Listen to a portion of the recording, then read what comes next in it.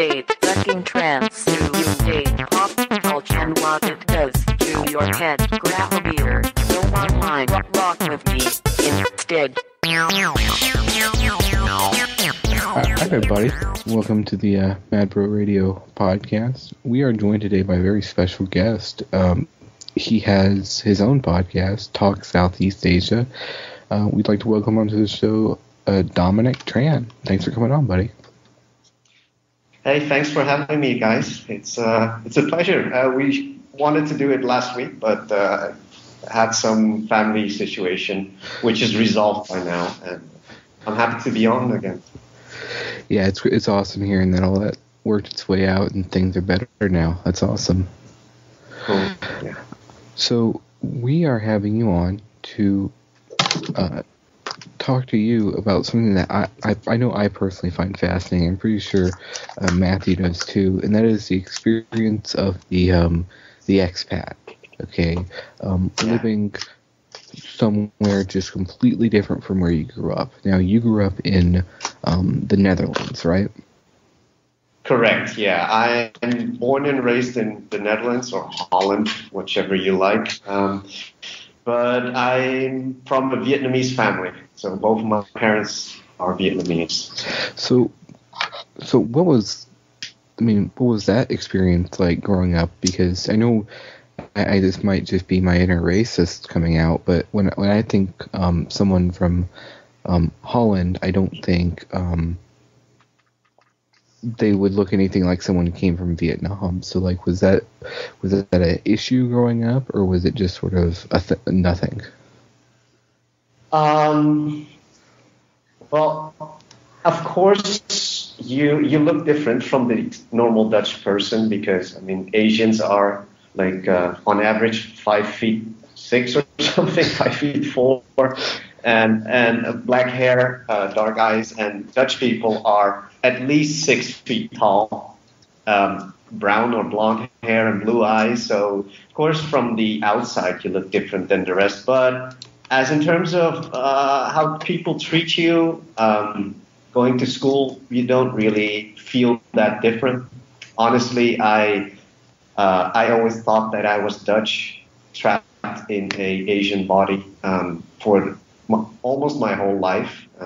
Up until I was about 20, 21, I actually figured out, like, hey, I'm actually Asian, and I'm not alone in Holland. There's actually a lot more Asians in Holland, and actually from 20 years onwards, I started to have Asian friends, and before that, it was all Dutch, just growing up like any other Dutch kid.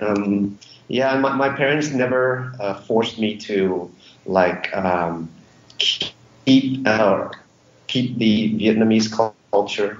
They always kind of let me do whatever I wanted. If I wanted to speak Dutch all the time, I could. They never were that conservative of keeping the Vietnamese heritage or Vietnamese culture in the family. And they always just said, like, well, you just adjust to where you are and, try to be as like the other kids. So, yeah, and Holland itself is a very, very multicultural country. Of course, Holland has like a history of, and I don't like to say it, but a history of slave trade and a history of colonization. And that leads to the fact that a lot of these former slaves have now become Dutch citizens or from the former colonies, like in South America and for instance, Indonesia used to be a Dutch colony. So these former slaves or former people from the colonies, they have been in Holland for generations, like going up to fourth generation now. So they're as much as Dutch as they were. Actually, that's what I'm trying to say.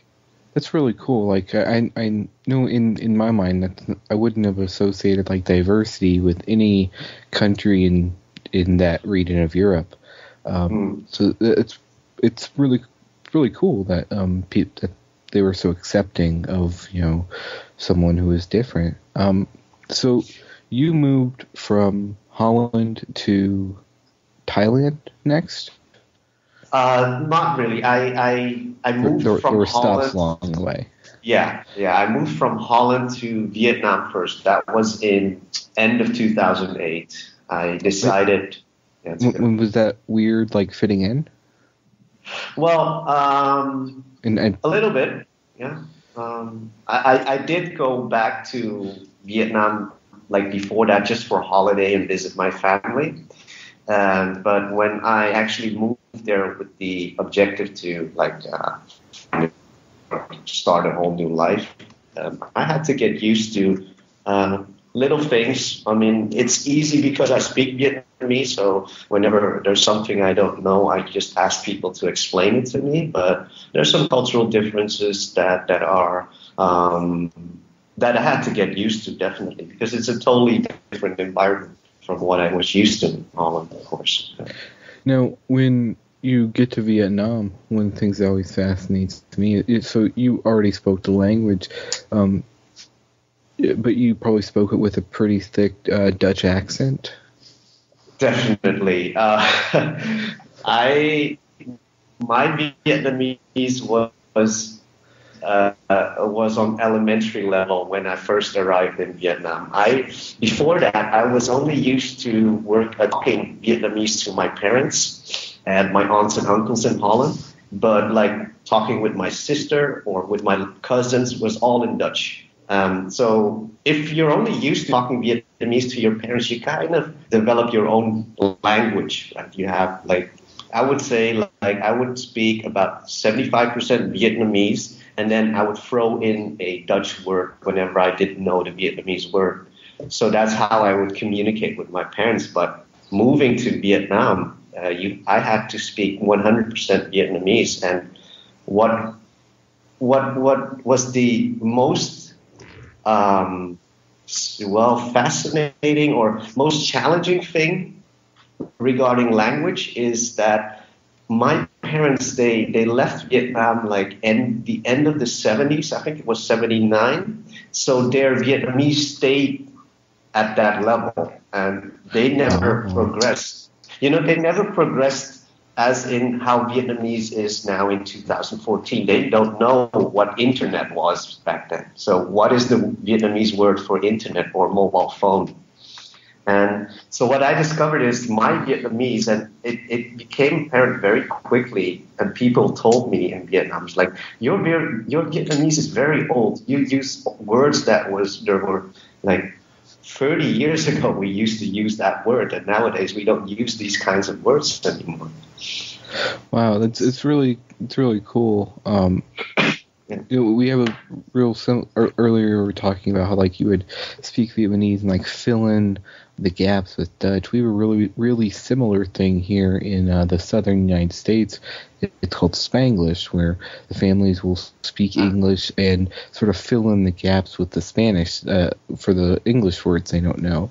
So I find it really cool that's anytime you have sort of a melding of languages that's a thing that happens. Yeah. Well, it's inevitable when you're dealing with immigration. But this Spanglish you're talking about, is that among Latinos amongst each other, or actually all the other people also know what they're talking about? Like if you would hear people drop some Spanish word, you would be able to understand what they're saying?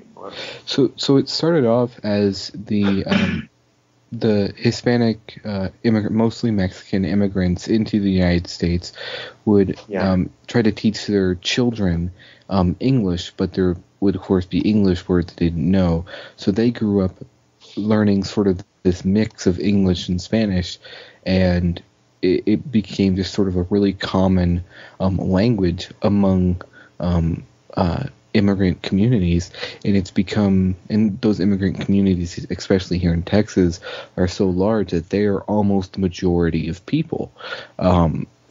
So it's sort of spread out to where if I hear a conversation going on in Spanglish, I'm going to understand a vast majority of it, because it's usually it's usually the same things that are filled in with Spanish and also the other way around. And it's really interesting way that that sort of cultural transfusion has happened into the southern United States, or at least Texas. I can only speak from my experience. Okay. Yeah, that's cool, man. I mean, so have you picked up on some Spanish slang then? Like, I mean, I know from what I know and watching movies like Blood In, Blood Out, they're all like ASA. Yeah, and even that, like the whole like calling everyone SA and Bato and everything. Yeah. Like that's what you were talking about earlier, where that's like old, like that's old. Oh, okay. Yeah, like that's like what like the white movie producers in California think Spanish is. Like it's so different now. Like a lot of their like slang terms for like a friend instead of like an SA or a Bato now, it's just American words. Like they say dude a lot now, but it's like this real SA is out. Yeah, like it's not common anymore. Like you don't hear it. They'll use like American phrases, but like they'll say it with these real Mexican inflections, and yeah, like you were saying earlier, where it's just old. Like calling people SA and Bato, that's 80s, that's 90s. I had no idea of that. So how long did you live in Vietnam? I lived for a total of 4 years in Vietnam, and I've been living here in Thailand for just over 2 years now. So in total, I left Holland for 6 years, heading up to almost 6 years next month, basically. So why did you move why did you decide to leave the Netherlands? I decided to leave because I really wanted a new challenge in my life. I grew up basically typically middle class. I went to university, and after I graduated, had a good job. Always had good jobs that paid well, and I never had any like real struggles or whatever. So, but everything was going very well up until 2008, and then I figured like, well, is this how I'm going to live the rest of my life? I had everything. I had a job at a good company, and I leased a little condo, and I was like, fuck, man, I think there's more to this than just living in Holland all the time. And it's obvious. Well, the choice for Vietnam was kind of obvious because I'm Vietnamese myself, and that same year, in 2008, I think it was either February or March, I went back to Vietnam to see if I could live there. So I kind of planned it well ahead, saying like, well, okay, let me just go to Vietnam all by myself first for 3 weeks and explore the city that I wanted to live in, which is Ho Chi Minh City. So I spent there for 3 weeks, and after that trip, I said, okay, let's do this. This is, I need this, I want this new adventure in my life. And yeah, that's how it came to start, basically. Now, so just so I understand, you went to Vietnam as like a search for like a more simple life or a search for more suffering? No, it was mainly about career opportunities. Okay. Yeah, it was. What I saw in Vietnam is the level or the speed of development is on such a rapid pace that it's unbelievable. I've never seen that in Holland. Growing up in Holland, it's always been very wealthy. The country is very wealthy, but the growth is it's on a very steady pace. It's very steady, and it's very safe as well. I think Holland has one of the best social benefit systems in the world, where you don't have to suffer when you lose your job, at least for not for too long. And all those kind of safety nets in Holland, they weren't there in Vietnam. It was all about just moving ahead, work hard and just moving ahead and try to elevate yourself to a next level. And that vibe of trying to develop yourself and trying to grow the economy, that was something I never saw in Holland or in any other European country that I've been to. So the reason was just for career, and I thought like I can have a much more challenging career here.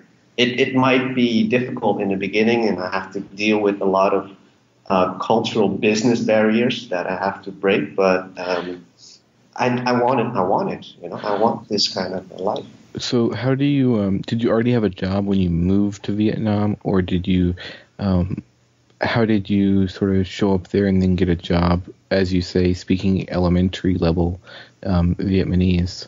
Yeah, the trip I did in March, before I actually made the decision and made the move, I already contacted a lot of companies to saying like, hey, I'm just coming here and I want to see if there's an opportunity, or let's talk, or let's meet, at least let's have coffee. So I had a list of companies prepared when I moved in December 2008. So I came prepared, but I didn't have a job yet. So But you were well on your way. Yeah, I was well on my way, basically. It took me, I think, within 2 months after arriving in Vietnam, I already found a job, and I was basically set for, with moving here. So what was the visa situation like there? Like, how difficult was it to be able to just sort of show up and live there? Well, that's in my case, that's a little bit of an exception, because the Vietnamese government does give special visas for overseas Vietnamese. Oh, right on. Yeah, they give you a visa it's actually a visa exemption, which means that you are exempted from having to renew your visa all the time. So what they do is, for the term that your passport is valid, they'll give you a visa exemption. And all you need to do is just report every 90 days at the immigration office. And nowadays you can just do it by sending a form. You know, you don't even have to show up there. You just send a form. So for me, it was quite easy to get into the country because of my special visa exemption. And while I was there, I could go through the red tape and get a residence permit, which I had for the whole time. Awesome. How big is the community of I guess expats, like people who aren't from Vietnam, who lived in Vietnam? In Ho Chi Minh City, it's pretty big. A lot of there's a distinction between like Asian expats and non-Asian or Western expats. Like the Asian expat community is mainly Japanese and Korean and Taiwanese, but those are real businessmen. Those people, okay, they work for companies like Panasonic or Sony or LG, Samsung. They have huge factories in Vietnam, so they send their Korean managers to manage those factories, basically. So when you're talking about the Asian expat community, it's all businessmen, and the Western expat community in Ho Chi Minh City consists not mainly, but for a good chunk, I would say like 50 to 60% of teachers, international school teachers or English teachers, a lot of young kids as well, like people in their 20s that do have a gap year, or they just graduated and want to do see something. the world, yeah. Yeah, see this region, and do like maybe 6 months of teaching in Vietnam and then move to Cambodia, do the 6 months there. You have a lot of those people as well. But it is quite big. I have to say, because Ho Chi Minh City itself is the biggest city in the country, and next to that is Hanoi. Ho Chi Minh City draws a lot of expats, and I've met over the years. Oh. Cut out. Oh, are we still there? Oh no. Technical difficulties. Okay. It looks like we're reconnecting. Okay. Did you hear that? What's that? Does it sound like he's trying to reconnect to you too? I just see little dots. I don't have the sound. This was a problem I feared, making the time travel call. Yeah, the time travel call. That's a good way of putting it.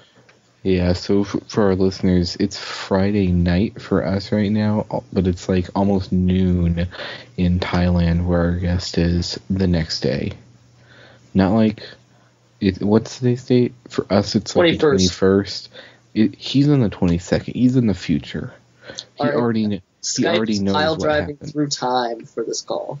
Yeah, like he already knows what happens. He could have told us about 9/11 a day early. I was just gonna say, why do we both go to that? Of course we do. Could have warned us. Uh-oh. It dropped it. Yeah, I'm going to try to reconnect the call. Okay. And we'll be back in just a minute. Okay. All right, you there, Matthew? Yep. Okay, we're back. Okay, good. Where did we left off? Then just continue from there. I believe we were talking about the right, Matthew, the size of the immigrant community. Expat community. Yeah. Yes. Yeah. That was exactly it.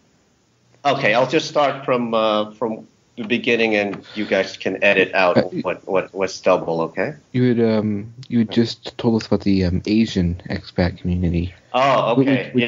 Which I actually was having a question during that. When you say the Asian expat community, does that include like Indian in that? Like, is there a sizable Indian population in Vietnam?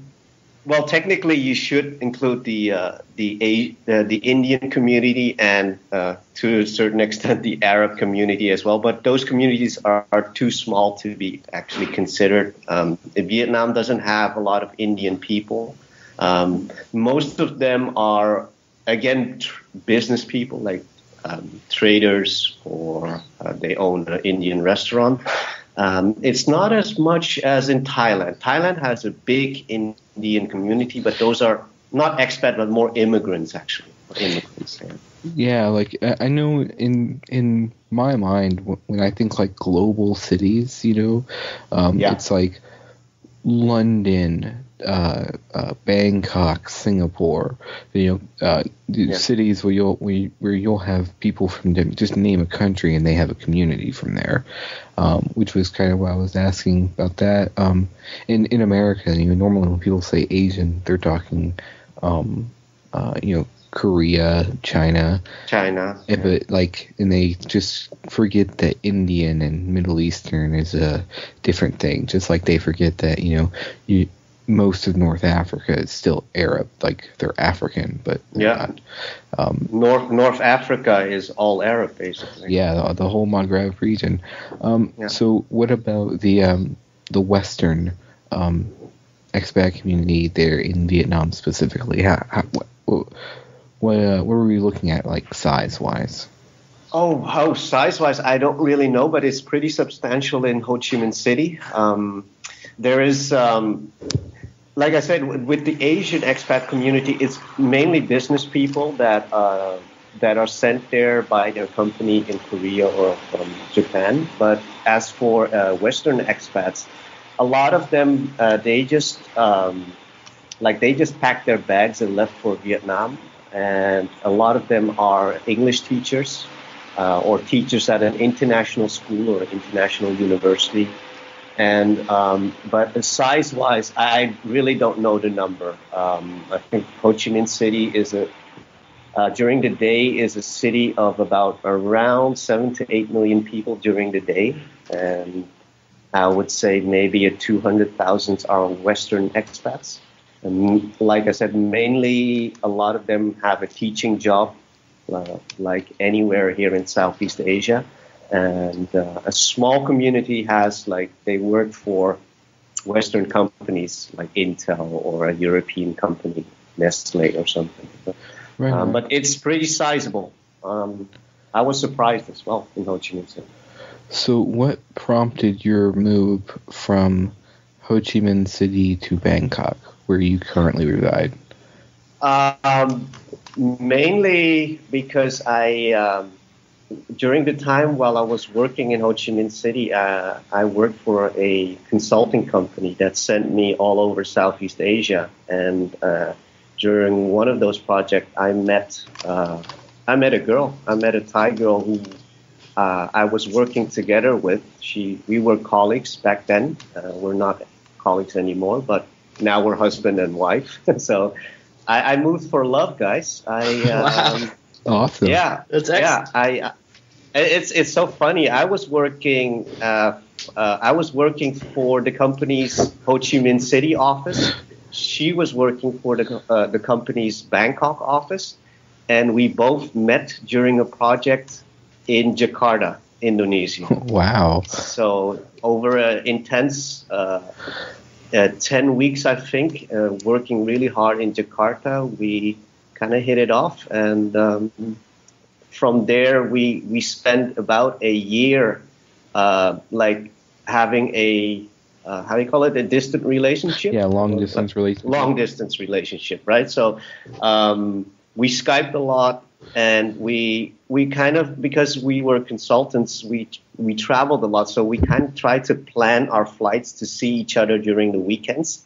So for instance, like if I would be working in Singapore and I would fly back to Ho Chi Minh City, instead of flying back to Ho Chi Minh City, I flew back to Bangkok and see her. And then on Monday, I would fly to Singapore again just to do my normal work. Wow. So that's how we did that. Wow, that's devotion. Yeah, definitely. That's cool. Yeah. It was. I'm happy to say that we spent 1 year having a long distance relationship and planning to who's going to move. Basically, in the end, we had to make a choice, right? Who's going to move where if we actually want to be together? And I chose to move from Ho Chi Minh City to Bangkok. Mainly because Bangkok is a lot more developed than Ho Chi Minh City, a lot more infrastructure and comforts. How much money did you blow through just flying all these different places? Yeah. It's business travel, so the company pays for it all.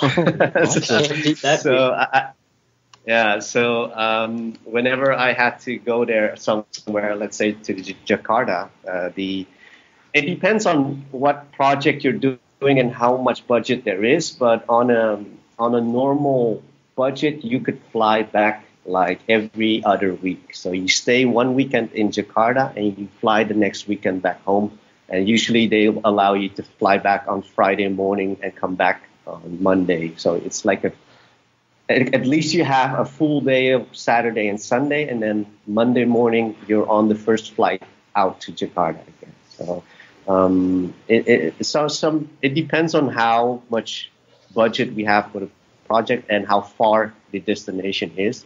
But like I did projects in Hanoi, which is in the north of Vietnam, and I flew back every week. Every Friday evening I flew back to Ho Chi Minh City. And then Monday morning, I was on the flight back to Hanoi again. So I did a lot of flights, a lot. That. The sounds just exhausting. Like I know, like one little 3-hour flight, and I'm just like exhausted all day. But you feel like a black belt at flights. Permanent jet lag. Yeah. It's and the thing is in Southeast Asia, you don't really have a time zone. There's 2 time zones which differ 1 hour, but I call it travel lagged because you're not doing anything and you travel let's say I travel from Ho Chi Minh City to Bangkok, which is the same time zone, and the flight is effectively 1 hour. So with getting on the plane and getting off the plane, it will take you about 2 hours. But checking in, checking out, waiting for your luggage, it takes at least about 6 hours Yikes. to complete. Yeah, and you're not doing anything right at that moment. You're just waiting for your flight, and I call it travel lag. After you arrive, you feel like you have a huge jet lag, but you're still in the same time zone. And in those 6 hours, you don't do that much, So it's probably the stress of trying to arrange, making sure you're at this place at this time and getting your bags and everything. Exactly. Yeah, exactly. And like you do think, because I travel for work a lot, you do think like, oh, okay, once I'm checked in, I'll just go to the gate and then sit there and do some work on my laptop because I still have an hour to wait. But it's hard to concentrate on an airport because you get these, how do you call it, these PA messages going on all the time. All the time, yeah.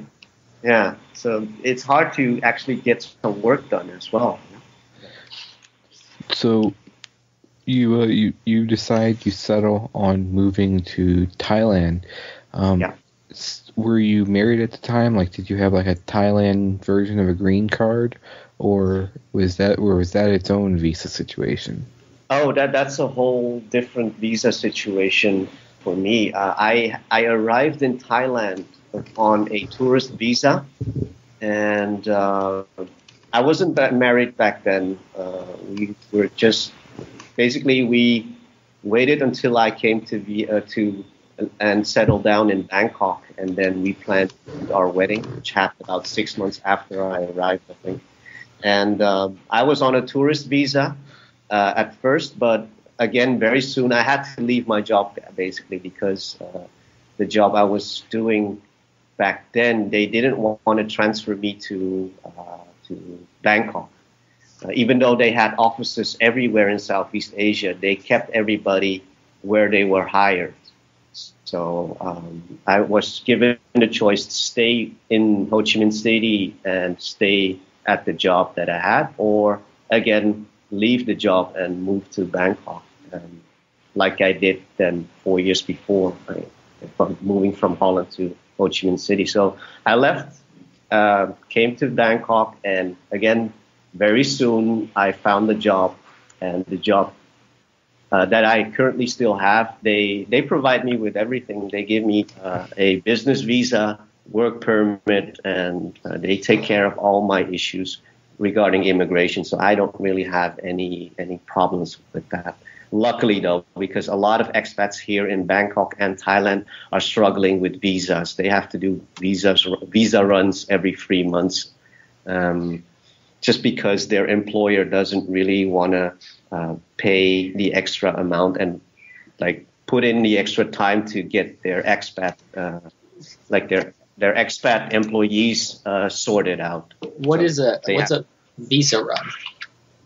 A visa run is basically like a visa. Normally, if you're on a tourist visa in Thailand, you get 90 days. So before 90 days, you have to leave the country, and then let's say you go to an embassy in Laos or the embassy in Hanoi in Vietnam. So you leave the country and then you apply for a new visa in a embassy abroad. So that's typically, it's almost every 90 days you have to have a new visa to enter Thailand. So a lot of expats do those visa runs, and popular ones are going to Vientiane in Laos or in Phnom Penh in Cambodia. So they just go by bus in droves, though. Every day there's buses going with people from all over the world just to get a visa run, just to finish a visa run so they can spend another 90 days in Thailand. So like an entire industry has sprung up around this? Like there's people definitely. Who start their bus companies specifically to run Bangkok to Phnom Penh? Yeah. There is there's a lot of small companies that do those services. Like they help you with fill in the forms and guide you to the bus and stuff. There's a whole industry of providing visa services to to foreigners in Thailand. That's definitely, it's a big business actually. Now, here's a question, and this is just purely me being an ignorant American. That's okay. You're so like my passport, it's all in English, and essentially every country you go to, there's some level of knowledge of English because, England ran the world, and then America pretends to run the world now. Like, does your Dutch passport, is it in Dutch or is it in English? Yeah, well, I think EU passports, right? European Union that's correct. Passports, they're in. I could check if I just run upstairs to get my passport. They're in 5 different languages. Oh, wow. And I think most passports, except the English passport, anywhere in the world, so let's say you have a Pakistani passport, it comes in the local language and in English at the least. And if a country wants to do very well, you put your local language, English, French, and Spanish.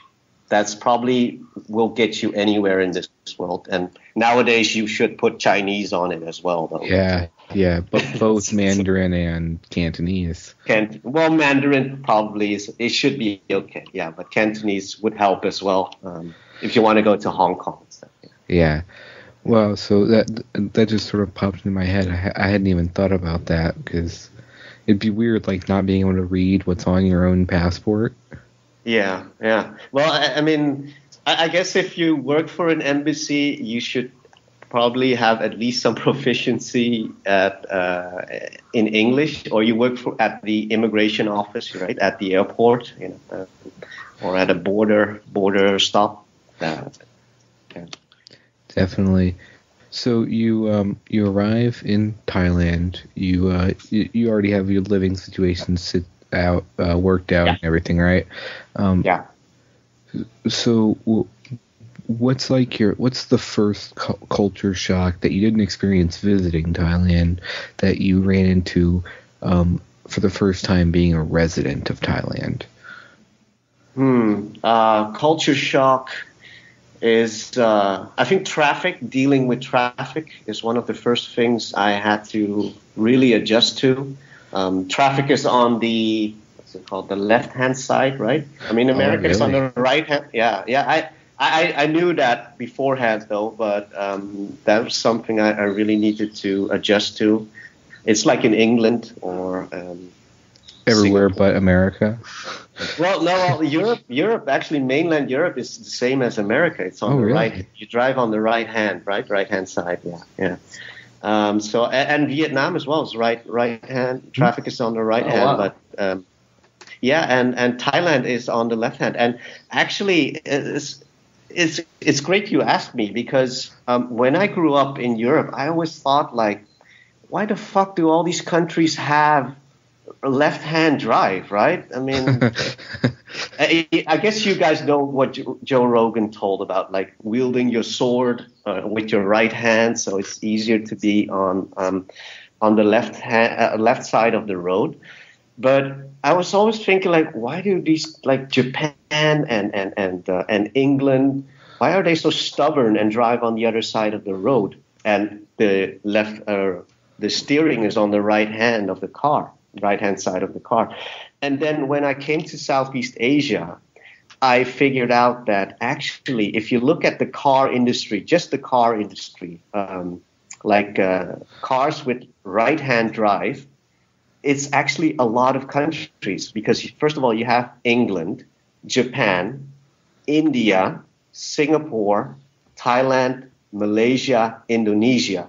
If you add all those people together, it's a substantial amount of people, actually. And of course, India is very poor, so not a lot of people have cars. But if you look at Malaysia, Indonesia, Thailand, all are very developed car nations. Yeah, like with India, if 10% of the people have cars, that's more people than who live in the United States. That's a huge market. Yeah. It's surprising. Yeah. So the learning to getting used to which side of the road to drive on was the first one. But now, being an ignorant American, when I see Thailand or just any sort of Asian city, it seems like there's a lot more like foot and cart traffic. A little more congested. Motorcycle. Is that the case, or is that just? Yeah. Okay. Yeah. A lot of motorcycles. Vietnam is, I think, motorbike or scooter capital of the world. You would be amazed during rush hour in the morning and in the late afternoon how many motorbikes you can fit into on the road. It's like millions you see passing you by, and I drove on a motorcycle every day in Vietnam. It's a lot of two-wheelers. Here in Bangkok, there's a lot of street vendors pushing carts, selling fruit or selling some local stuff. But what you guys might find surprising, or people that have never been here, is especially in countries like Thailand, Malaysia, and Indonesia, is how well developed the car industry is. Actually, owning a car here is not that special. In Vietnam, it's very special. You're pretty well off if you own a car in Vietnam, but the majority of people, at least in Vietnam, they at least own one motorbike. But here in Thailand or in Bangkok, let me talk about Bangkok then. Owning a car is almost a must. I would say that owning a car is quite normal here. Yeah. Is that because the like size of the city and how long commutes are, or is it just that everyone's standard of living is that much higher, so it's like just kind of expected? It's a bit of both, I would say. Bangkok is a big metropolitan city, so distances are very long. And with urbanization, I guess it comes a increase of wealth as well. So people have disposable income. They have enough money to save or to put a down payment on a car. And actually, a third thing that I would say is a very important factor is the development of the car industry itself in the country.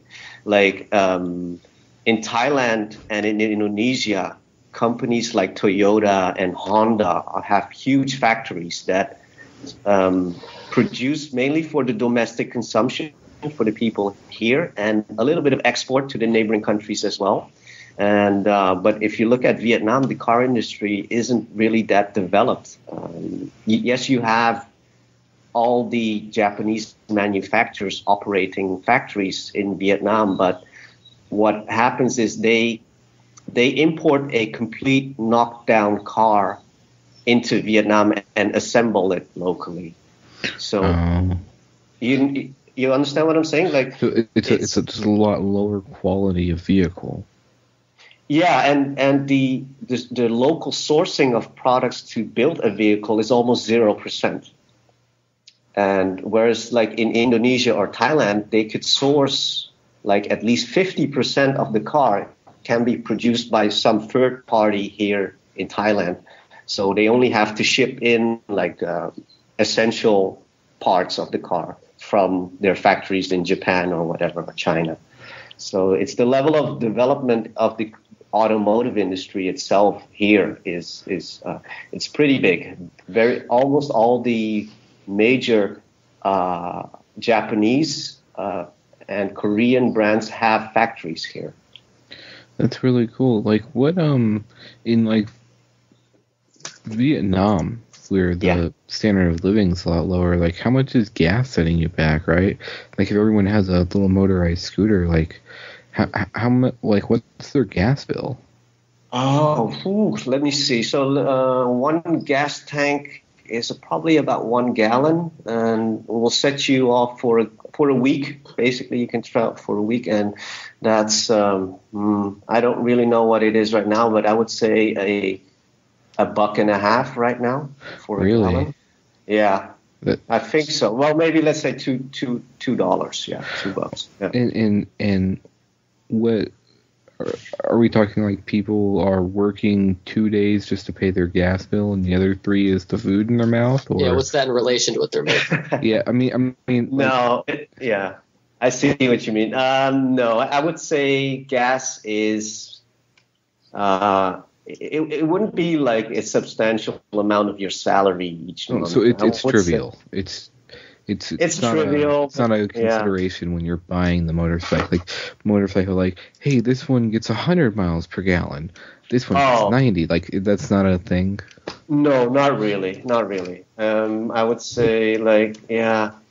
No, it's if I think about the average salary, it's not even 5% of your salary, I guess, a month, just paying for gas, because a motorbike is pretty economical in terms of mileage, though. And it's not to drive very long distances. It's within the city where you live. So it's right on.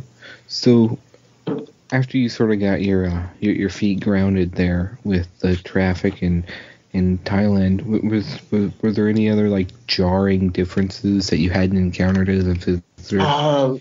Language barrier was very big. So when you're learning Thai, you not only have a thick Dutch accent, you also have the Vietnamese thrown in there? Well, I think in Vietnamese, I was actually expecting that it would be similar to Vietnamese, or at least phonetically, right? So I'm not saying like actual words and stuff, but phonetically it would be kind of similar, because we use kind of similar tones to distinguish differences in words. But it turned out that it's harder than I thought. I had to start from elementary level again, basically. So, so when you're learning Thai, are you learning it through English, or did you find like someone who spoke Dutch, or are you just learning it basically like someone holds up a cup and says the word for cup? Yeah. It's through English and through pictures a lot, of course. I thought the easiest way to learn Thai, and just to let you guys know, my Thai right now is nowhere near where it should be. It's still on very basic level. But I can get by. I can get by on the street. That's no problem for me right now after 2 years. But just learning as kids learn in Thailand, the way they learn at school. Luckily my wife's family gave me some like elementary school material, like a picture that has a chicken on it, and on the back is how you pronounce it. And with those cue cards, that's how I started, basically. Yeah. Wow, that's really cool. Like, I failed elementary Spanish like 3 times in college, so like the whole just learning a language but like being forced to learn it or else you can't order food is like a really I find that fascinating. What have you had any experiences where like you just were unable to communicate with someone and it was like they were like real frustrated with you?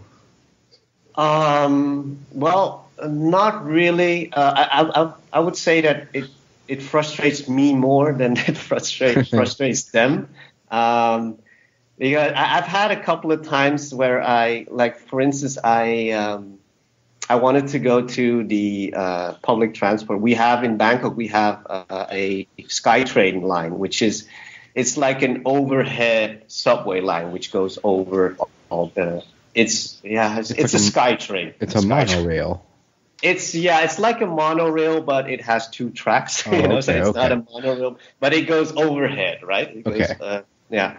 And there's underground subway system as well. And a couple of times it happened to me that I couldn't really explain which station I needed to go, so he brought me to a completely different station. And after a while, I figured, okay, he's probably gonna take me to another subway station. That's okay. I'll just let him drive wherever he thinks I want to go, and from there I'll just connect, because it's a pretty effective system. Once you are there, you can get almost anywhere in the center of Bangkok. So it happened to me a couple of times, but I think I have myself more to blame for it rather than blaming the local people for not understanding what I want. It's just a sign for me to amp up my Thai. So what was the common language between you and your wife? English. Yeah, English. We Okay. speak.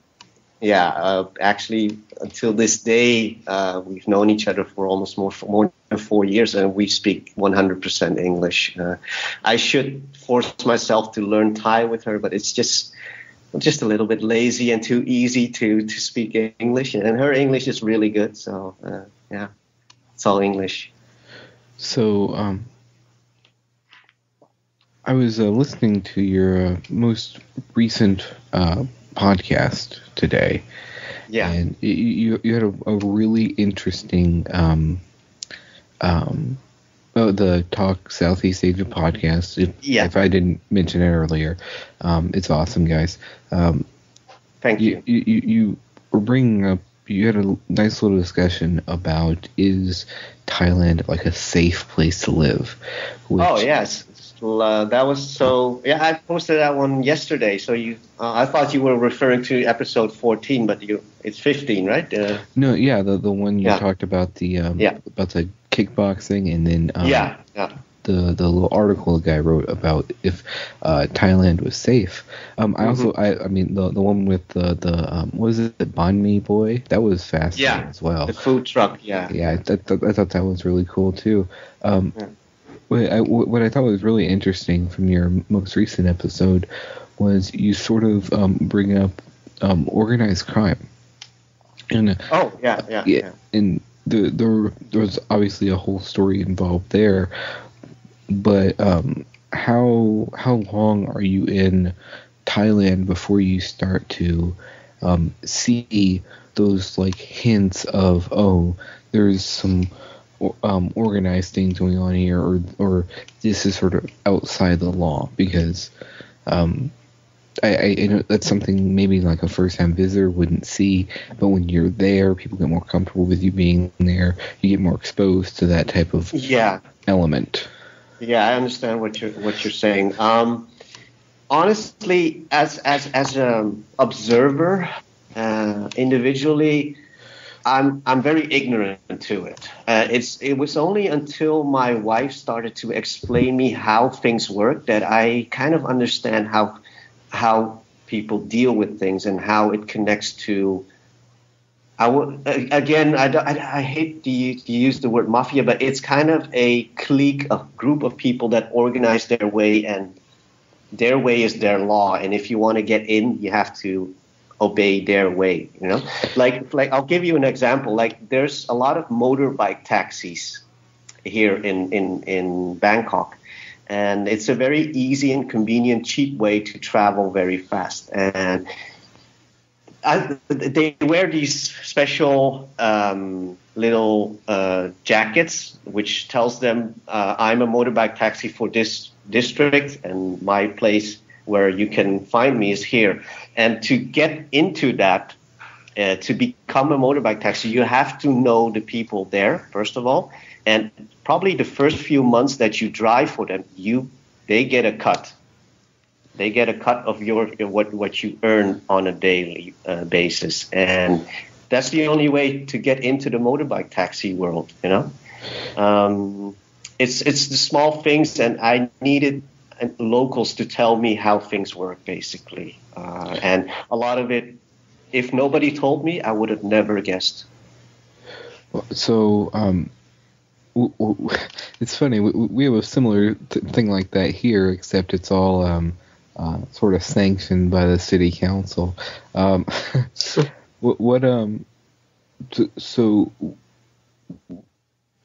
basically, I'm not speak for you, but your conclusion in your podcast, not your conclusion, but sort of your suggestion was that sort of Thailand gets like a bad rap for how unsafe it is. Would you like to comment any about that? Because I know as again, just as an ignorant white American, it seems like the only time you hear about some of those countries. Like the only time I hear about Cambodia is when some girl goes missing, on vacation, or some dude gets arrested for diddling kids there, right? So like there's that whole region sort of gets lumped together in sort of the American mind, the ignorant American mind. So like, what would you say for like the safety thing? Like, do you ever just feel unsafe? Yeah. Well, actually, I think you got my opinion or my conclusion of that podcast a little bit wrong, because the conclusion of the author of the article, or at least the author of the book, was Thailand is the most dangerous tourist destination in the world. I don't agree with that. My conclusion is that this case that happened in Koh Tao in September, where 2 British backpackers were brutally murdered, is a very exceptional case. It's and that's my problem, I think, with the outside media, or let's lump it up in the Western media. Only when things go bad, you hear from Thailand, or you hear from this Southeast Asian region. It's like in Vietnam a couple of years ago, this famous rock star from the 80s, I think his name is called Gary Glitter. He got caught for fucking little Vietnamese boys. Again, yeah. Yeah, so I think he got caught in Cambodia first and then moved to Vietnam and then did the same thing. But it was like a day or two after getting out of prison. He was in prison and he wasn't even out like a week, and he'd been caught again. Yeah. Dedication. Yeah. Dedication, yeah. Well, he got punished for it, luckily. So, but to come back to your question, it's I think the Western media doesn't really create a very truthful picture of Thailand as regards to safety. My opinion is Thailand is a very safe place. I've never had any moments that I felt this could be dangerous, or I felt threatened by anybody, or a situation where I said, like, this area here where I'm walking through right now in the middle of the night feels a little bit shady. I've never had that, but exceptions do happen, and sometimes the exception of what happens is very brutal, and it creates for a very it creates juicy stories for the media to report on. And this case of these 2 British backpackers in Koh Tao is a very juicy case because of the cover-ups done allegedly by the local people trying to cover up the murder of these 2 people, So that creates a great story, and eventually it will turn out to become a book or a movie, Who knows? It's probably somebody has a script for it. So that's really interesting. So like when in Thailand, when you see media reports from the United States, do you see, we had another school shooting, it must feel like really unsafe going to school in America? Is that like it's the same type of message y'all get, the same thing we get from? Yeah, to be honest, it's nothing different from the media here. They report on Kim Kardashian's ass, and which is glorious, by the way. The world revolves around it. Yeah, I think the world stops turning when that got released, right? But school shootings. What America has been doing in the Middle East and in Afghanistan, it's all those kind of stories, basically. Not much else. It's a very one-sided picture of how the world sees America. Same goes for Thailand, actually. That's really interesting. And another question I had is, the American picture of Thailand is like the Hangover movie. Like how prevalent is that the drug culture? Like how is that out there? Like, I realize you might not be able to talk about personal experience, but like, how big is it? Is it as big as it is sold to Americans? Again, if I look at it from my own perspective, I don't really see a lot. But then again, I'm not Thai, so I don't pick up on a lot of subtle things that the locals do pick up on.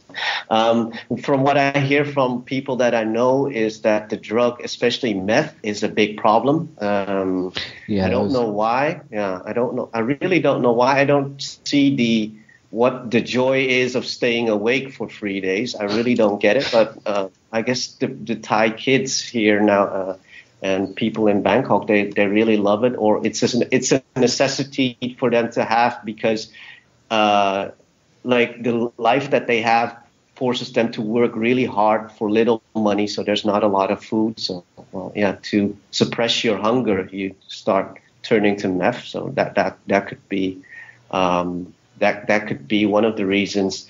I did. If you go to my YouTube page, there's a small clip I made from a tweaking meth head I saw on the subway here in Bangkok, and that was actually my first and only real experience that I say, like, oh, okay, you are probably tripping really hard on meth right now. So I made a video of it, and I put some freaky music under it. It's quite funny, though. But tell our listeners where to find your YouTube page so they can. Just if you're on YouTube, type in Talk Southeast Asia, and one of the shorter videos is probably a 1-minute video that I have there. Besides all my episodes, I think the video is called "Tweaker on the MRT in Bangkok." And I'll be sure to link that in the comments of this episode as well. Let me just can I just harp on that drug problem here a little bit? Okay, definitely.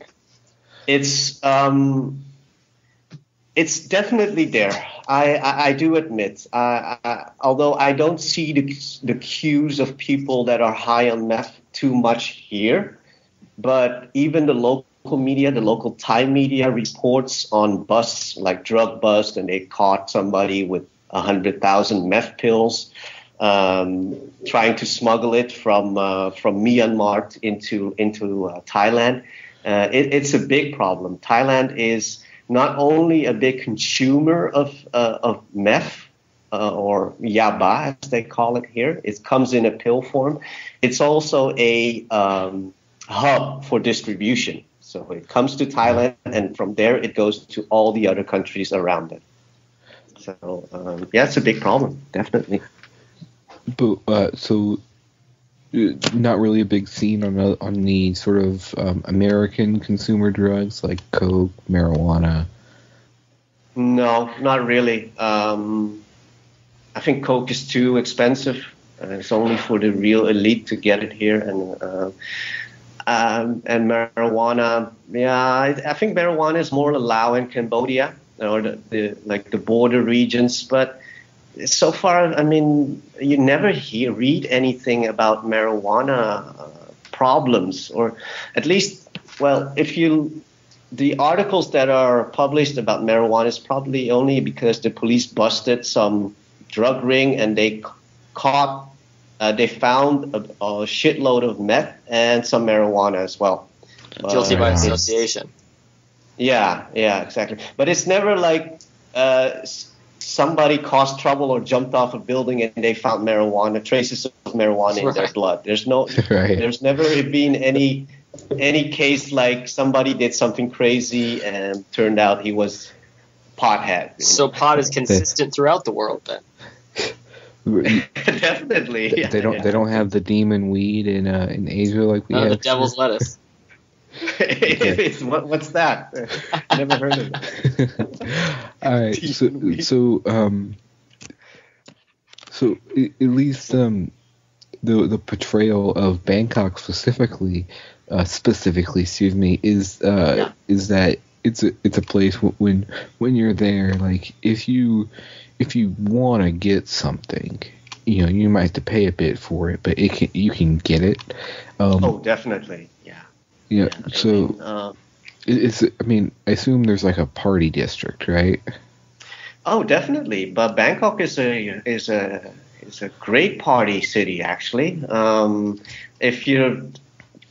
the center, and I always refer to a street called Sukhumvit. Sukhumvit is basically like what downtown Manhattan is to New York. Sukhumvit is to Bangkok, and that's where everything happens. It's like a shitload of tourists. Almost like I would say, like at any given moment, there's like 80% of tourists there, and 20% of the locals trying to sell something to the tourists. So there's a lot of clubs, and like you said, if you want something, what type of drugs, whatever, you can get it. And it's actually not that hard to get it, basically. It's pretty easy to obtain anything that you want at a certain price, of course. And just try not to get caught by the police, that's all. Oh, so they don't play. Like, it's not like a petty crime if you're caught with one marijuana. It's how to say it? The police will shake you down for money because you're a tourist. Oh, so you slip them a 50 and it's cool. Yeah. It's like it's if you're a tourist and you get caught smoking a joint somewhere in a back alley, they would they could send you to jail for one night and maybe deport you, but they would probably try to shake you down and then let you go. Now, here's a question: Can you in any country in the world, like, I wonder, can you bribe Thai police with American money, or do they have to be in Thai? Well, I don't know what your currency's called there, but baht. Yeah, it's called baht. Thai baht. Oh, yeah, the baht. You have to bribe them in baht, or can you like pull out a Benjamin Franklin, and that's a universal sign for "leave me alone"? A Benjamin will do. Well, at least you have to pull out a Benjamin, so $100. Yeah, and don't come with $5 and $20 notes or $10 notes. That's not, if you pull out $100 note, you could do it, but the easiest way is just to have local currency on you, and then But just one tip, and I'm actually hoping not to get into trouble by Secret Service here, but if you get caught in a situation where a police officer is trying to arrest you or trying to harass you, don't tell to his face directly how much do you want? I get money. How much do you want? Don't go for that directly, Don't pull out your wallet directly, but wait for the moment that it's kind of a bit more calmed down, more quiet, and then sneak up on him, like say, okay, let's settle this, okay, you and me, how much do you want? But don't directly go and say, okay, I got money, I can give you money. Don't do it like that, because that means that you don't respect the authority of the police officer itself. So he has to kind of basically show the people around them, like, okay, I'm a serious cop and I caught you doing something wrong, But after a few minutes, when all the attention is deflected elsewhere and you two guys are alone, okay, then you can start negotiating the bribe. But don't do it where everybody's watching. You got to do a little dance. Just a little bit. So Exactly. Play with the officer. Play along with him first, and then you'll know when the right time is to pull out that Benjamin. That's I suppose good to know, but very interesting. That's Yeah. It's kind of those nuances, and and not all police are bribable, of course. You got good cops as well here. So the ones that are probably give you a little bit of a hint. There's a little vibe they give you, like, so can we settle this? Is there something that's said? Yeah. Well, it's mainly the when they'll try to pull you aside to a more quiet place. So you can kind of give it a hint. It's time to pay out. Exactly. and they don't want to be seen taking the bribe as well, right? Oh, right, because it's illegal for them to do. Exactly. Yeah. Wow. So that's really interesting. I know Matthew's chomping at the bit here. He has like one question he's been telling me for 2 weeks he wants to ask about. Why don't you go ahead there? Tell me. Thailand is well known for what's the technical? The Thai they call them ladyboys. Thai ladyboys. Is that as big of a thing there as we're led to believe in other places in the world? It's definitely the ladyboy capital of the world, definitely. And actually, just to set things straight for the people listening, being a ladyboy or seeing a ladyboy or knowing one is completely normal here in Thailand. Awesome. I'm moving. Yeah. We've already decided that's my new career for the podcast. So yeah. You start your hormone therapy now. My toenails are painted. I'm well on my way. So is it prevalent throughout the country? Is there certain ladyboy districts, or is it just kind of? There is. It's. I would say like it's very normal to have a colleague that's a transgender or a ladyboy. Very normal, and there are certain industries that they have more ladyboys than other industries, like spa and barber shops and nail salons and kind of things that have to do with beauty, female beauty. A lot of ladyboys work in those kind of industries, but you'll probably never see a ladyboy working in the baby industry or like a child care industry. That's something that they are just not interested in. But it's something that's very unique about Thailand, about Bangkok. No. A lot of clinics that offer the services to become one. Now, the prostitution is legal in Thailand, correct? It's not. By law, it's not really legal, but they kind of decriminalized it. Let's keep it that way. But they decriminalized it in a way that makes it for pimps and people to become very wealthy, trying to commercialize it, because it's a commercial business here. Those brothels here are huge, really. There's whole districts of them, and they're everywhere. So obviously you're married, so you haven't partaken. But are the ladyboys more expensive than I guess air quote normal female? Or are they cheaper? That's a good question. I do know that there's some go-go bars where you can pick up. Where you can pick up a girl or a hooker, and they specialize in having only ladyboys. But my guess is that the prices would be either similar or a little bit higher because they're rare. Oh yeah, because it's a destination because of that. People like me and Matthew are already planning our trips because we know it's a real thing. Yeah, I guess. And, Not to back up too much because we're all well aware here, but could you explain what exactly a ladyboy is for our listeners? Well, a ladyboy is started off born as a boy, and probably at a certain point in their life, probably when they hit puberty, they figured out they actually like being a girl more. So if you are from a wealthy family, then your parents will basically pay for your therapy, which starts very early. You get hormones, you start to grow breasts, and you get female features. And as you move along, you get operations, you get big boobs, and the ultimate goal is to cut off your dick, basically. And then you become a fully fledged ladyboy. Oh, so you know what? I was incorrect. I didn't know. So that's the end. That's the end all be all of being a ladyboy. Then that's the final step.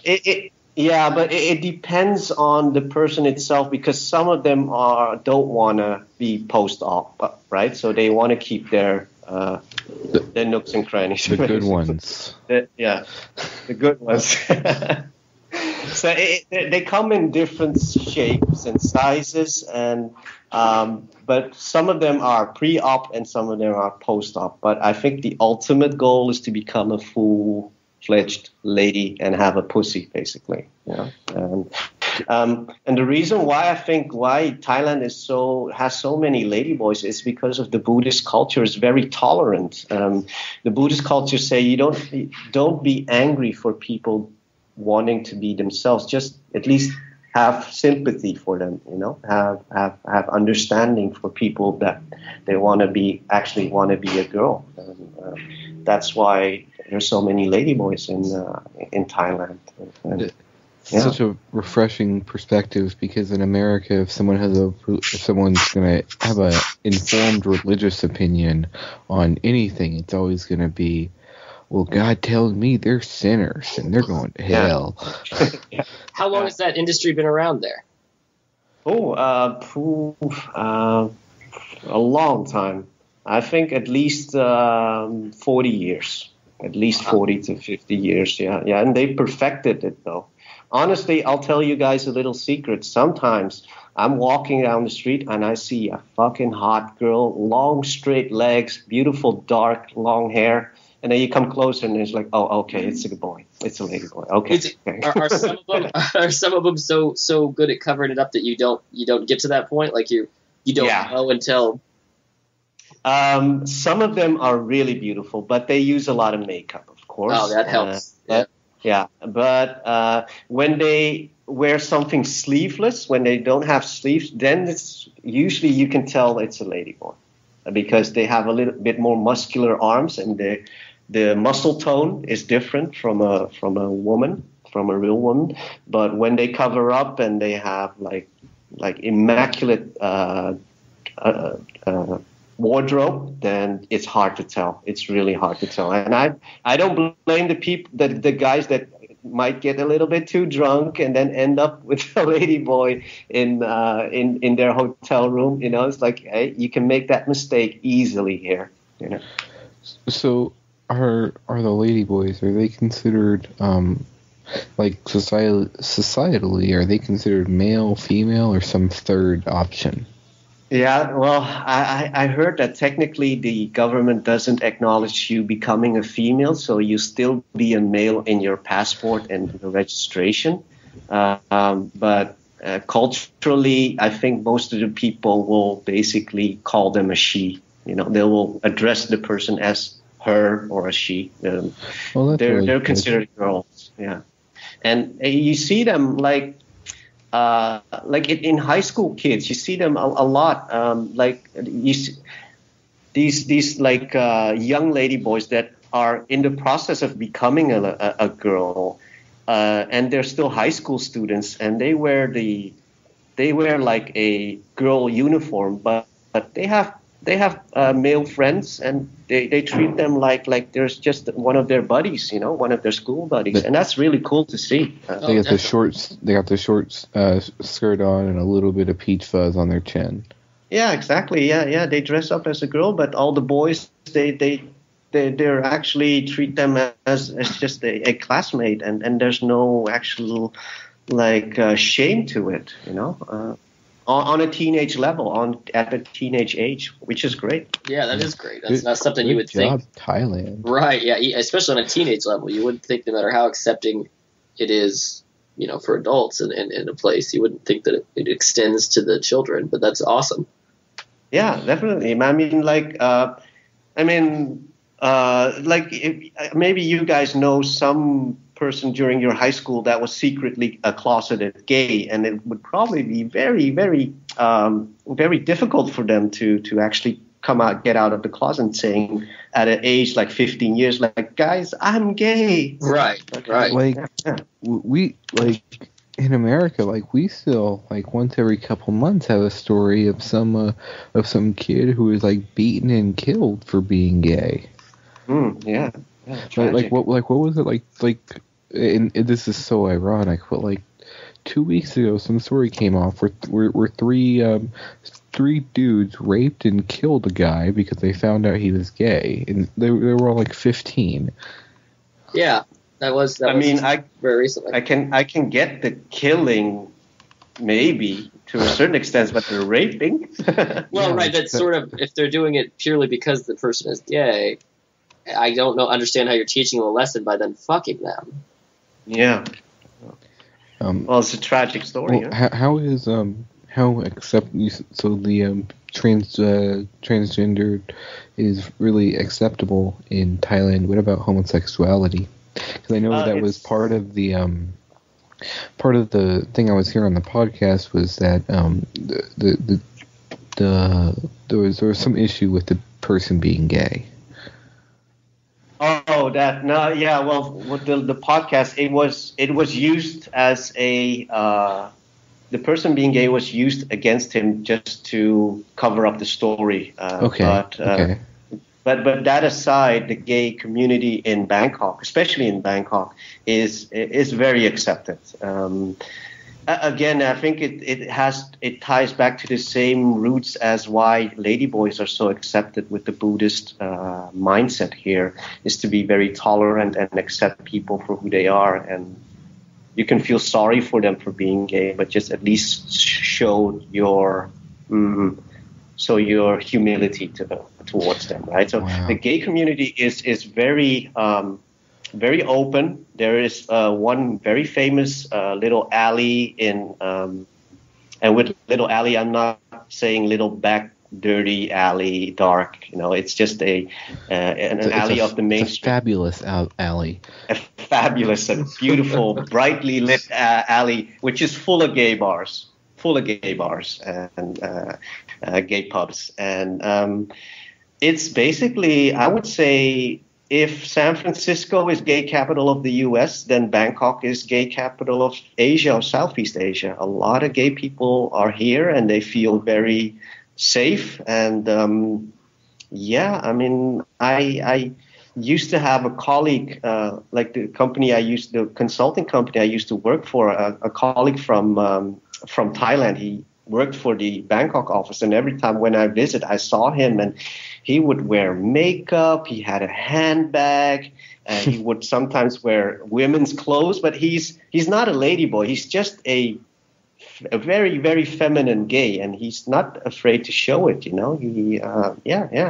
I see that a lot. I see a lot of gay people that just wear women's clothes. It's just a very different scene here in Thailand compared to maybe the U.S., where you have the typical bear and a cub and a twink, and there's this certain categories of gays in the West, and at the same time in Asia there's also kind of a category of gays here, and they like to wear women's clothes a lot, actually. Yeah, especially the top, like a shirt that a girl would wear, and they wear handbags and a lot of makeup as well. So yeah, it's a fucking party here, man. Yeah, good job, Thailand. Yeah. So, and at the same time, normal prostitutes, if I am allowed to say that, like not ladyboy, not gay prostitute, just normal prostitutes as well. Female. Female, yeah. Born female, currently female prostitutes. Yeah, exactly. Yeah. What about them? Mm-hmm. Oh, what about them? Yeah. There are a lot as well here, especially in the city. On the streetwalkers, you have them. It's something I've come to accept very, very early when I moved here. That this is it's a big part of the tourist industry here. A lot of guys that come for the prostitutes exclusively into Thailand. And I'm not just saying Bangkok, actually. Like, there's Pattaya, which is famous for being basically the biggest brothel or resort in the world, I guess. And it's especially in the evening after dark. That's when the girls come out, and there's a lot of areas and massage parlors and bar areas that fully cater to the sex tourist. Yeah, I mean, I'm not really into that. I just walk through it and I see it. So there's actually, I mean, there's the Thai prostitute, and then the industry got so big that there's now even prostitutes from Russia and from Africa. Oh, really? Wow. Trying to score their johns on the street or wherever, you know. Even some places specialize saying we only have Russian prostitutes. You know? So, wow. Yeah. So Yeah. how so I know, like, and I realize it's different, but I know with the Chinese, there's like an intense culture of racism towards black people, and actually Yeah. all other people, period. How accepting are the locals to the Africans who come in? The Africans, I think they have the hardest time in Asia, and I'm not going to lie about it. Asians are really racist, not just culturally, not accepting other cultures, but by government and by law, they have very racist rules that protect the local people and actually kind of demotivate foreigners to do anything in their country. So racism is a big factor in Asian cultures. And I would say, like, comparing black and whites in Asia, white people they say, like, being white, basically you're born on third base, right? Yeah. And in Asia, if you're white, you're probably on first or second base, just because somehow Asian people have this kind of maybe it's an inferiority complex towards the white man. They kind of think like, oh, you're white, so you must have a lot of money, so I'll be extra nice to you.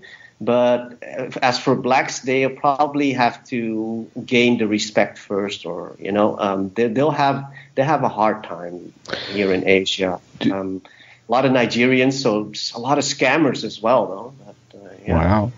So, do you feel that being ethnically Asian put you ahead of your fellow Dutch countrymen in that regard?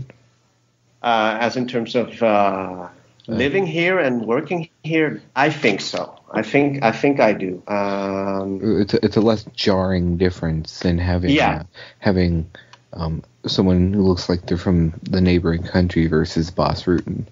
Yeah, exactly. I mean, at least I don't have the physical intimidation. Okay, so like I look like them. And then when they start talking to me, they'll figure out, oh, he's not Thai. He's actually Dutch Vietnamese. You know, it's very complicated. But at least I have the how do you call it? The outer layer of an Asian. So that is less intimidating. Asian aesthetic. Exactly. Yeah, that was what I was looking for. So another thing we wanted to get to, another thing that Thailand's really well known for, and this isn't Vice, is the martial arts, the Muay Thai. Muay Thai, and you're really into that, right? Yeah. I'm probably after this podcast, I'm gonna head to the gym and hit some pads. Yeah. So, just tell us more about that, like for our listeners who might not be familiar with Muay Thai it's like its own like huge industry there, right? Yeah. Well, for the people that don't know, Muay Thai means basically Thai boxing. Literally translates as Thai boxing.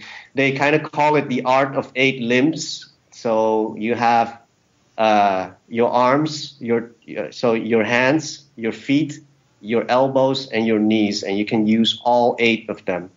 And it's considered the national sport here in Thailand because the royal family actually helped to develop the art of Muay Thai. And one of the former kings long time ago, he actually loved to see his soldiers fight each other, and he thought it was like it was a show of their skill, right, of their battle skills, because in the past they had to battle the armies from Cambodia, the Khmer armies, and the Hindu armies from Myanmar.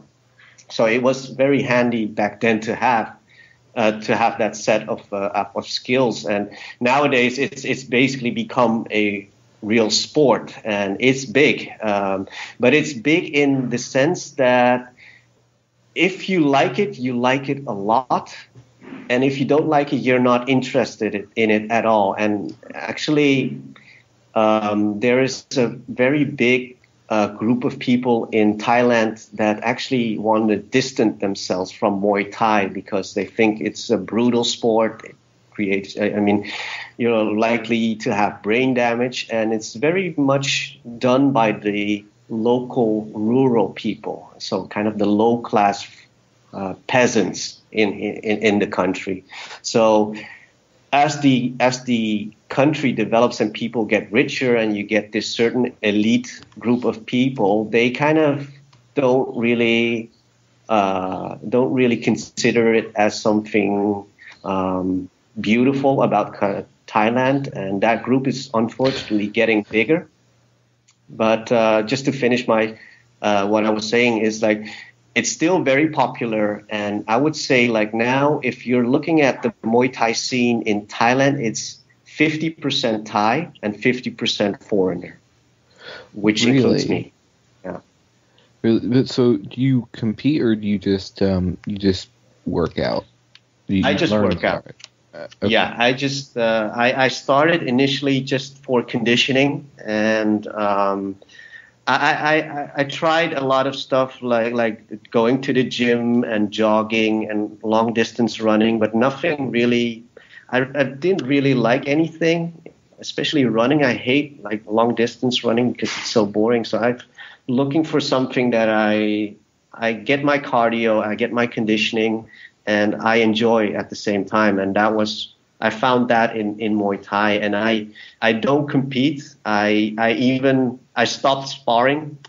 I did a couple of sparring sessions, but after hearing so many stories about brain damage during sparring or injuries during sparring, and the Rogan podcast doesn't help to promote sparring as well. Because if you listen to the Joe Rogan podcast, you can't play soccer either. So yeah, exactly. You cannot bounce that ball off your head, right? Yeah. During soccer. So I did the sensible thing, and I just train. I hit the pads with the trainer, and that basically is enough for me. And after that, I do my strength and conditioning, like pull-ups, push-ups, and occasionally I would do clinch training because you don't really get hit in the head when you do clinching, but sometimes somebody lands a nice knee to your rib cage, and then it's like, oh fuck, It's funny how fun working out is when someone's trying to kill you. I found that with I do jiu-jitsu, all right, and okay, it's so fun when someone's just trying to strangle you, and with like Muay Thai, they're trying to kick your head off. It's funny how just putting yourself in danger, like your body can be shut off at any moment here. It's really I don't know. I think it's really cool how that's so motivating. When you kind of spar or roll during jiu-jitsu, do you try to roll with opponents that you know that are better than you? Or like have like really mean arm bars or really good chokes, and like you actually purposely want to roll with them because you know they can arm bar you easily. Well, it's first off, it's easy to be better than I am, but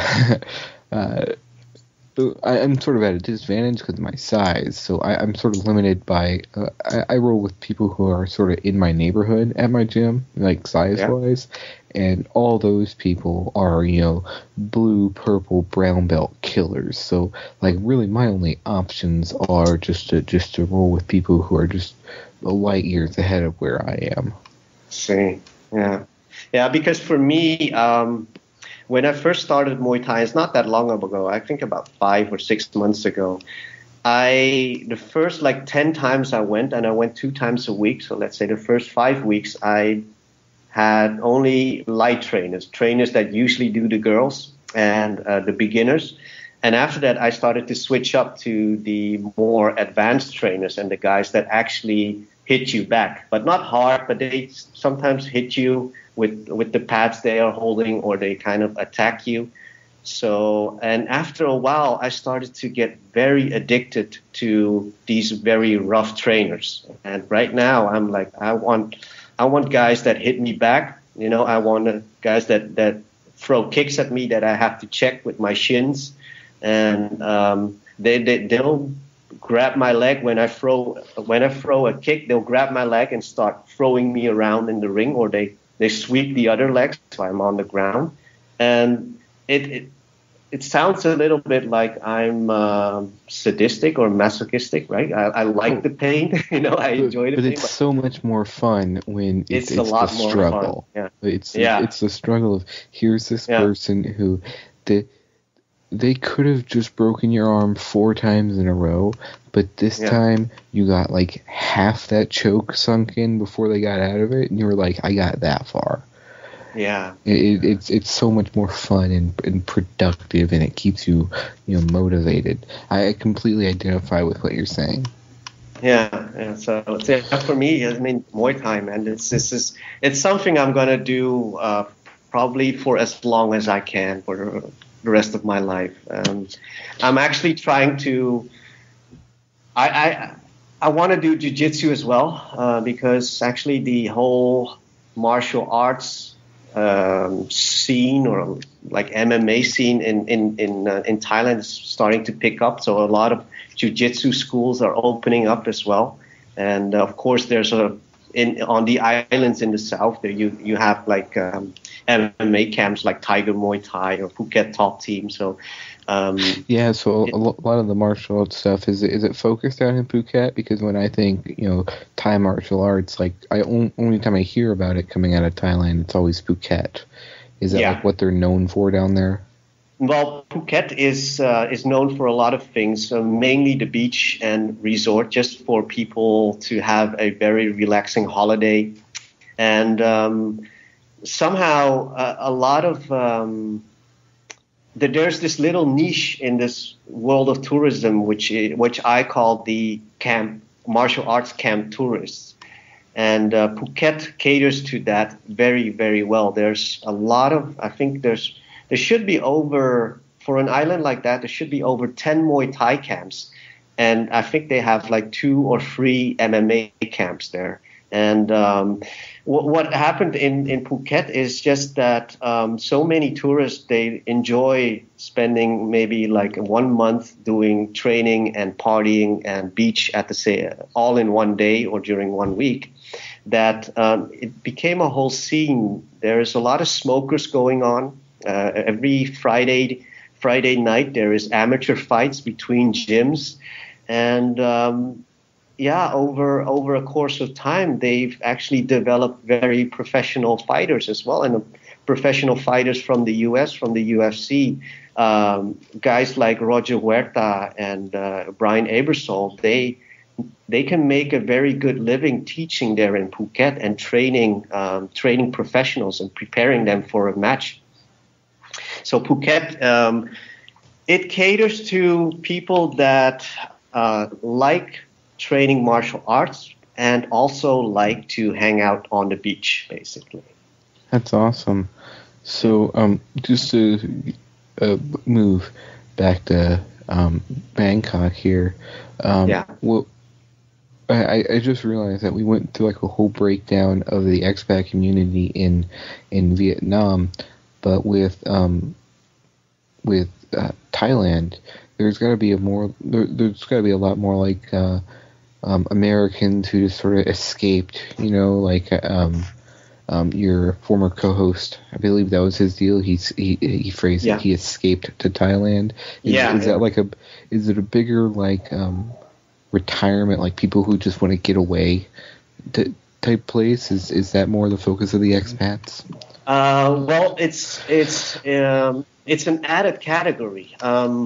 Whereas what I told before is you have if you just specifically for Vietnam and the Western expats, they're mainly teachers or English teachers. You have a big community like that here in Thailand as well. A lot of teachers or English teachers, but also a lot of retirees, entrepreneurs, people like how you call it, digital nomads, right? People that work on a laptop in a coffee shop all day.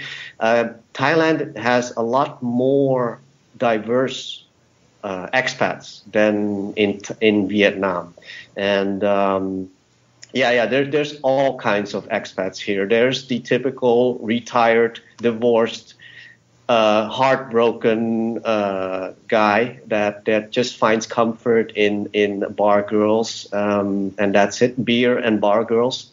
There's a lot of creative guys that set up here and basically do things like media or web design, and they work from everywhere, actually, like digital nomads. You have a lot. And just the expat community is very diverse. I have a bunch of expat friends here that set up their own company and are doing very, very well. And it's just, it's hard to pinpoint the expat community here because so many people are doing so many different things. We had on our podcast, episode 4, we had a friend of mine.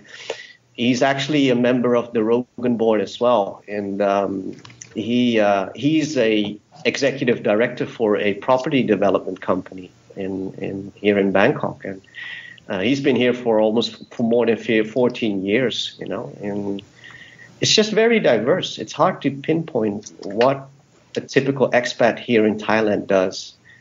A good guess is there would be a teacher, but there's just as big of a chance that they do something completely different from that. Right on. Yeah. Right on. Awesome. Okay. Matthew, did you have anything else you wanted to ask? So, by the way, Matthew, I liked, just sorry for interfering, but I liked your, what is called Pinked and Banned report before the Learn, Burn, Learn podcast starts. You do a little update on who's pinked and who's banned and who's unpinked and unbanned. Thank you, man. And I forgot to mention that earlier. Yeah, everybody should check out the latest edition of the Learn, Burn, Learn podcast. I'm doing the Infraction Action Report now. Thank you. Oh, cool. It's called the Infraction Action Report. Yes, Davis named it. Oh, cool. I really like that one. Yeah. I used to be the one who did it. It used to be my segment. Yeah. Oh, okay. Yeah. But obviously, it was very forgettable, and I got replaced. No, I thought it was really funny with Matthew, especially at the end where you freak out. My Bill O'Reilly impression. Yeah. I'm doing it live. Thank you. That was awesome. Yeah. That's good to hear. I appreciate that. Yeah. And I really like your podcast, you guys, this MaD Bros podcast. I'm really gonna give it my support, and I haven't listened to the last one fully yet, but the one with the beard guy was awesome, man. I mean, just the little things you learn about the whole beard community and what goes into and the dedication. It's just awesome. Right. The amount of depth that it has is insane. Yeah. And there's whole communities of beard growers, and even women participated in it, so yeah. And this is an entire community that I had no clue existed. These are people who could have lived completely outside of my knowledge of existence, and they would have still been there. They would have been just as into it, and I would have had no clue. And I find it just fascinating that an entire culture could just be hidden from me. Right. They're gathering together in groups of hundreds to vote on these beards and stuff. When you said we were gonna have him on, it was like, he's into his beard, and there's other people that are. I had no idea that it was so widespread, and they had the beefs, between the different organizations, all that. There's a lot to it. Yeah, cool. Yeah. So, how's the development of this podcast going on? Because I kind of helped you guys get the SoundCloud and RSS feed going, and you had some funding for a website, right? So, how are things going with that? It's a process. The SoundCloud is being difficult with us. Yeah, like it's a process that's happening, and it's coming along. The website is happening soon.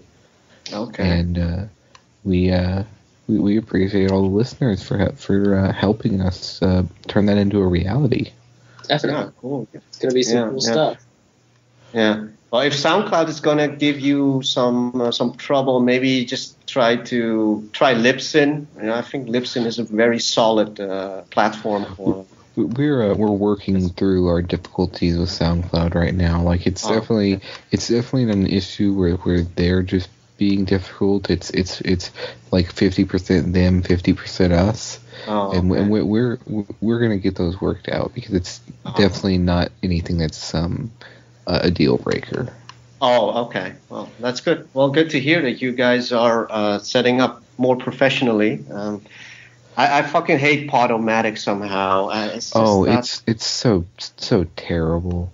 Yeah, everything has to go through their website. There's no apps available that you can embed or something. It's kind of tricky to get around that one. Yeah, and they put so many things in between you and your ability just to put a file out. Ideally, I would just be able to say, okay, here's the file, and everyone has their RSS feed, and whatever sort of aggregator they have, they can just download it. And Podomatic says, no, you have to go through our service. You have to upload it like this. Oh, you have to have so many words in your comment section. It's just bad. Yeah, I see. Well, yeah. Well, it's good that you guys went through it, so I didn't have to. It's kind of a good learning process anyway, right? I mean, all this bullshit you have to deal with, and finally you'll get to where you want. Yeah, ideally in like a month or two, we'll have the whole thing just sort of working, and it'll just be automatic. The whole process will just be taken care of, and there won't be any more time spent on laying the infrastructure to have a successful show, and that's it's a process, and we're really happy that we've had so much support from the community of listeners that we have, and I know Matthew will agree with me here. Like we're not capable of thanking you guys enough. Yeah, it's pretty overwhelming, definitely. Yeah, I found especially when I started following you guys and you started that kind of mini fund, it's amazing how cool the Rogan board is and the people there, even though sometimes they might be very douchey with their replies, but a lot of cool people and very generous. This is a website that financed a homeless guy to go all around the country in his car. Yeah, good point. Okay. I forgot about that fella. I forgot about that. Yeah, that guy. Yeah, that was a legendary thread. Yeah. Like it's a community of people who are willing to, if there's something that they like that's going on, they're not afraid to pitch in. And I really respect that attitude, and it's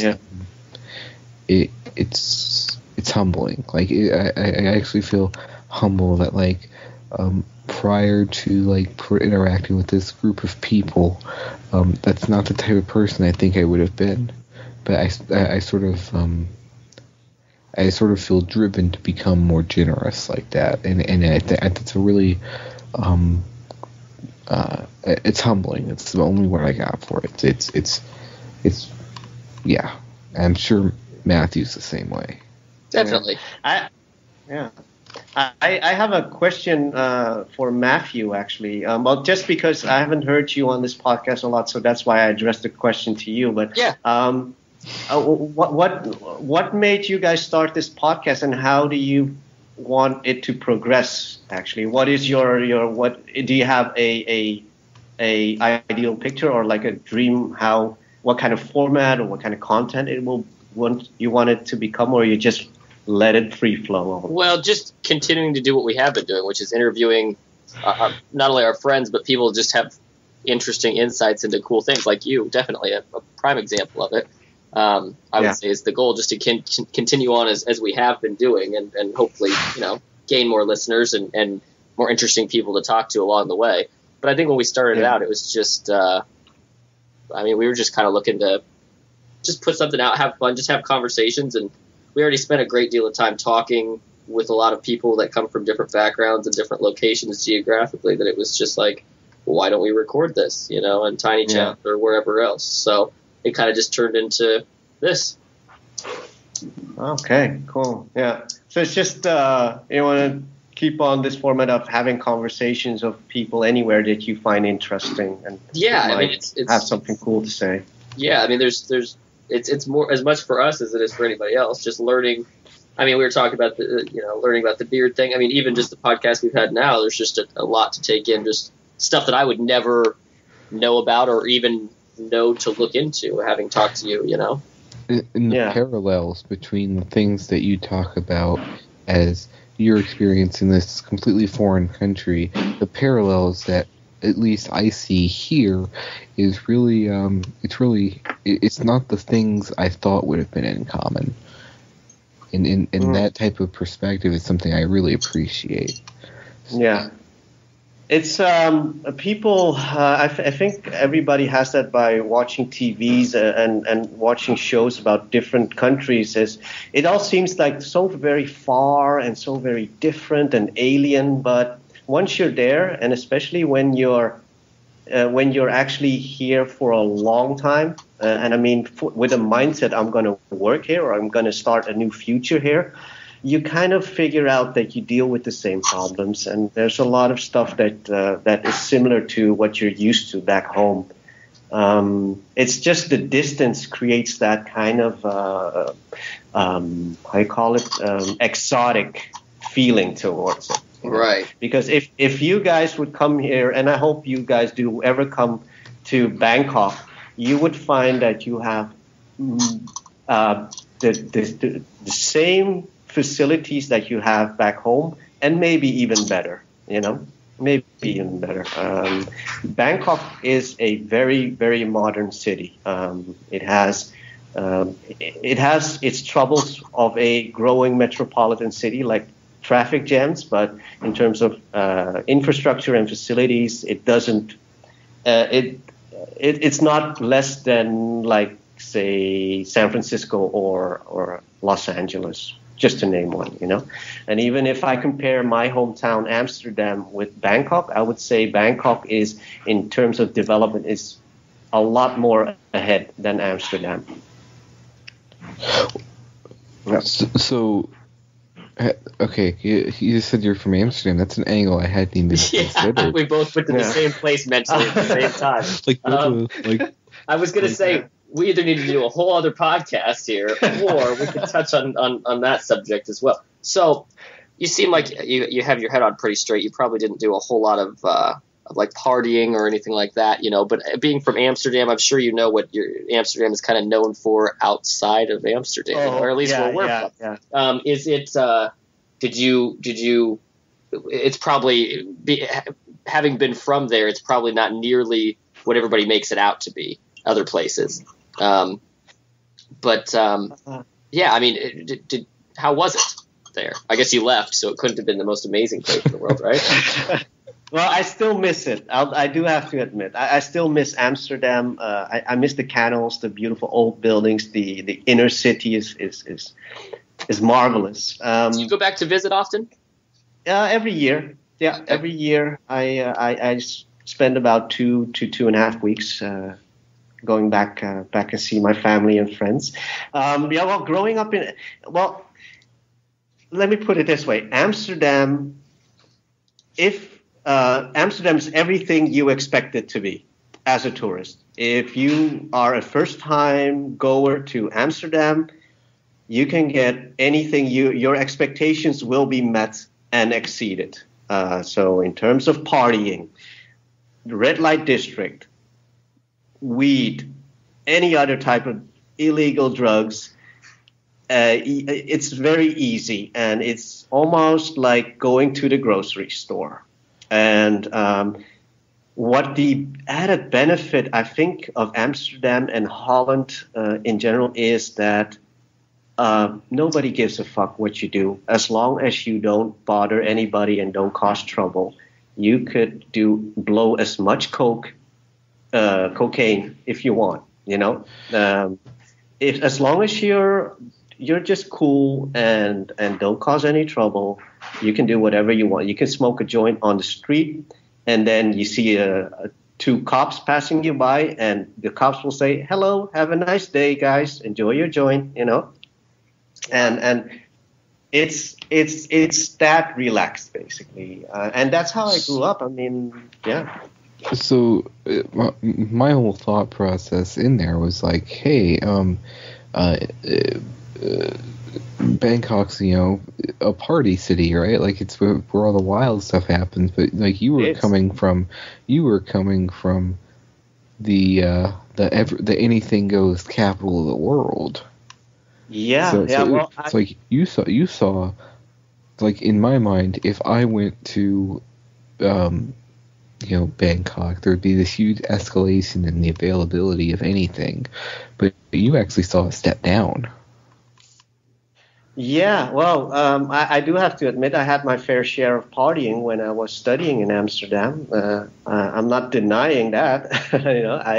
I went to a lot of raves and club nights here in Amsterdam, and the one of the good things in Amsterdam or Holland is that we get I think in the US they call it EDM dance, right? Yes. House music. Yes. That picked up over the last couple of years in the US, but that has been going on in Europe and countries like England and France and Germany and Holland. That's been going on for, well, I would say 20 years now, at least 20 years. And so Holland has Amsterdam itself has a very good base for having good DJs, international DJs from all over the world. They do Amsterdam at least a couple of times a year. So it draws a very good party scene. So I never had to complain about parties in Amsterdam. There's every week there's at least one DJ that I would like to see and party to. But like that was about talking about more than 10 years ago. Right now I'm like, yeah, I'm too old for that. But it's not like I'm too old, but I don't like the hangover the next day. That's right. My problem. Yeah. But Amsterdam, Bangkok. I hope that I don't paint this picture of I'm this all balls deep party dude. No, definitely not. I keep a straight. So like you guys said, I keep a straight mind. I admit I had my fair share of partying and drugs, and very responsible though. Never did anything too crazy, but responsible drug experimentation, as I like to call it. And I guess that kept me keeping a straight mind as to where I am now, actually, and being able to not lose myself into all these all these sinful lusts, I guess, right? Right. I think that'd be something that would be difficult. Easy to do in a place like Amsterdam where it is anything goes. It must have been kind of difficult, or at least it would be for me, to not overindulge. Not just get caught up in the lifestyle, considering it's so not looked down upon, at least. Yeah. It's both not looked down upon and so easy available that you don't really, there's not the excitement of scoring drugs and then going to some place quiet and using it. It's just so readily available that it becomes like a commodity. So that's why I think the real problem with drug abuse in Holland is not from the Dutch people themselves. It's from the tourists that go balls deep. Don't know what they're getting into. Yeah. That's actually the last question I was going to give you was how often in Thailand does it make the news that some American tourist, went crazy and, had too many shrooms and drowned in a pool? Honestly, I haven't read that much of the news for foreign tourists. You do read a lot of. Usually, those articles come out on Monday because local teenagers or kids they indulge themselves in too much meth and then they start fighting or killing people. It's more like drug abuse, as in the news, is more targeted to local people. More domestic. You read a lot of that. Yeah. You read a lot of people like teenagers here that actually do crazy shit when they're on drugs, and not so much actually on tourists that indulge themselves on drugs. Actually, not that much. Yeah. Right on. All right, man. We appreciate you joining us. Yeah, it's been a great time. We'll have to have you on again. Yeah, definitely. Whenever you want, maybe a couple of months' time and somewhere next year, I got more stories for you. Yeah, and maybe you can give me an assignment of exploring something you like to explore more here in Thailand or Lady Boys. Lady Boys. The Lady Boys. Let me get a GoPro and I'll be your field reporter on the Lady Boys. Yeah, our Thailand check-in. Yeah. That sounds excellent. Can't wait. Yeah. All right, so one last time, give our listeners all the information where they can find your show. Your podcast, your YouTube, everything. Yeah, thanks. I have a podcast myself. It's called Talk Southeast Asia, and my website is talksoutheastasia.com. It's very simple, talksoutheastasia.com. And from there, on that website, you can find anything you want about my podcast. And that's basically it. Thanks for having me, guys. It was awesome. On Twitter or any of that stuff, Facebook? Yeah, well, just go to talksoutheastasia.com. Okay. You'll find all the. Okay. Yeah. All right, man. Appreciate you coming on. We'll talk to you again after a while. Yeah, sure, for sure. Thanks for having me on the show, and good luck with all the developments for the future, guys. Yes, thank you.